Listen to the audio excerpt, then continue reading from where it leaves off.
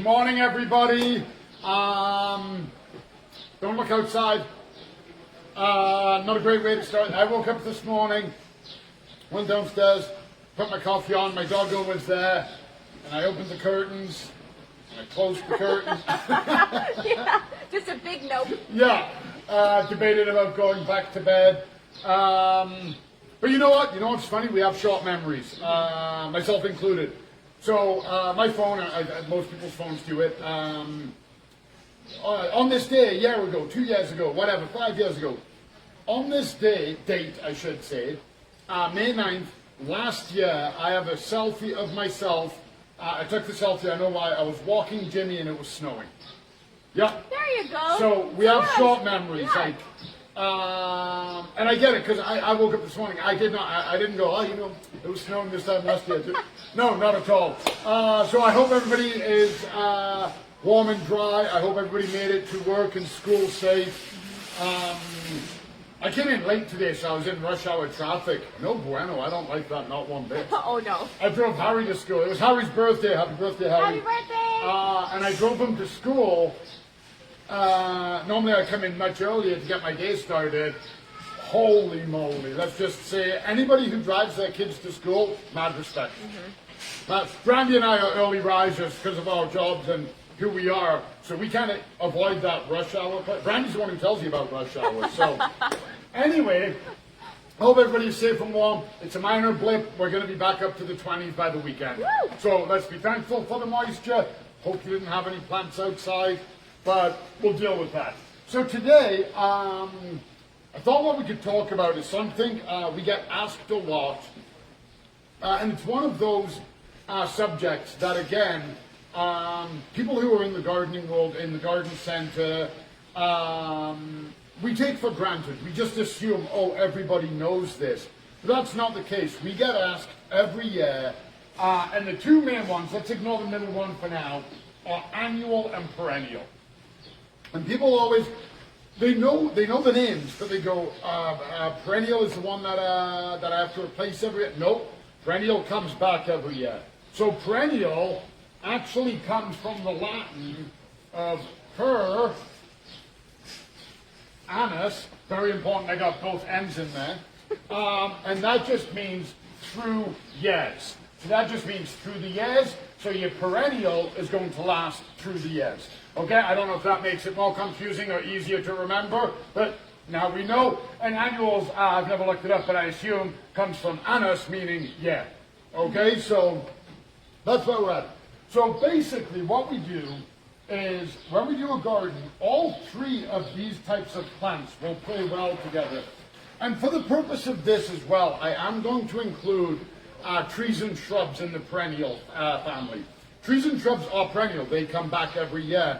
The difference is, we normally associate trees and shrubs, hard wooden stems, secondary growth, that kind of thing. And our regular perennials, everybody recognize this?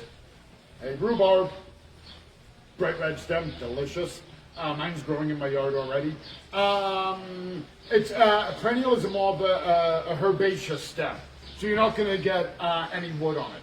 But all of them play well together. My favorite type of yard absolutely has a mixture of all of them. And the one that we want to focus on mainly today, the one I'm going to spend a little bit more time on, because I'm not going to go into listing all of the varieties. You know, we'll definitely go over a couple of fun things, but I really want to talk about the biennial. I don't think it ever gets enough credit. People always just kind of make the assumption it's a perennial. It is closer to perennial than annual in the fact that it does last more than 1 year, but it only lasts 2. And that's the clue in the name. So when you have a perennial, okay, we have seed, and then seed goes to seedling, then it goes to plant, vegetative growth, then it goes to flowers, and then it goes to sleep. Okay, it goes dormant. Annual does the same thing, except when it goes to sleep, it dies. Okay, it's done for the year, it's done everything it can. Biennials are rather unique. So a biennial, again, starts at a seed. Okay, and then it goes to vegetative growth, Okay, well, it goes to seedling first. Let's include that category. It is important. Then it goes to vegetative growth. Then it goes to sleep. Then the second year, the vegetative growth sprouts up like a perennial would. Then it goes to its flowering stage. Then it goes to seed pod. All right, seed pod there.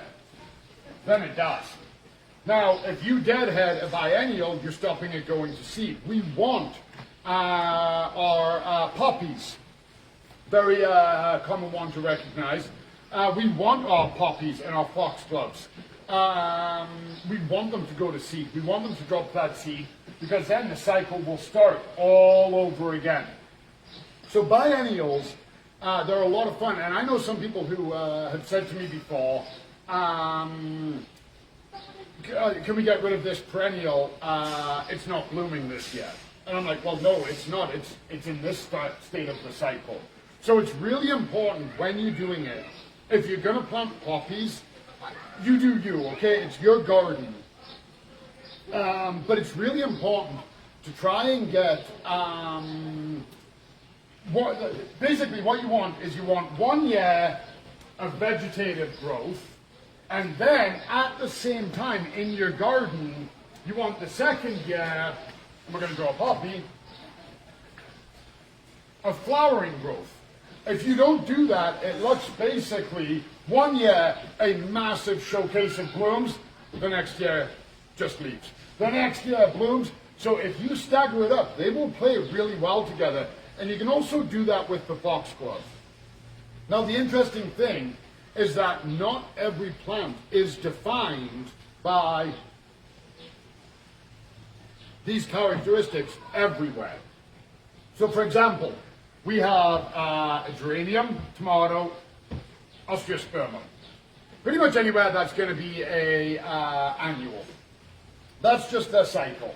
And we know what an annual does. It goes like this and goes out. And I couldn't find one. It's too early because of weather like this. But a great example I like to give people is the New Guinea impatient. It's part of the impatient family. I think we all know where it comes from. No prizes for guessing where it comes from. But in its native climate, and I believe as long as it's in a hardiness zone, boy, I should have made notes. I was running late because of Harry's birthday, so I'm totally throwing him under the bus. I believe its hardiness zone is 9 or 10. Don't hold me to that. But if it's in its hardiness zone or higher, it actually becomes a perennial. And I've seen photographs of them, and they're about 5 foot tall, 4 or 5 foot wide, and just covered in flowers. And I'm like, wow. Here they get you mention the word frost, and they collapse on themselves. So not everything is going to be defined. These aren't hard definitions. The definition applies to the zone we're in. Now, for a lot of them, though, that is what they're going to do. A perennial is going to be a perennial most anywhere. However, the flip side of that is there are places where you can plant a perennial, and if the climactic zone is too high, it will die, or vice versa. We take a tree, we automatically think of a tree as a perennial.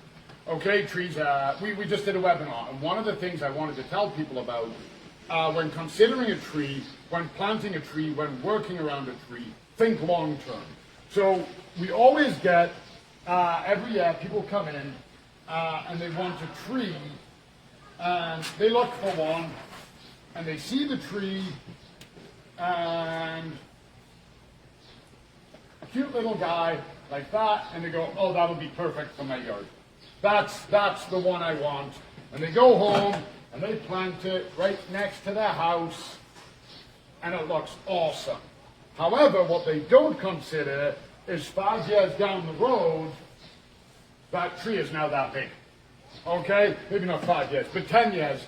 Now suddenly they have a problem. You can't transplant it, you've got to cut it down. You've got to cut it down that close to the house. You've got to risk.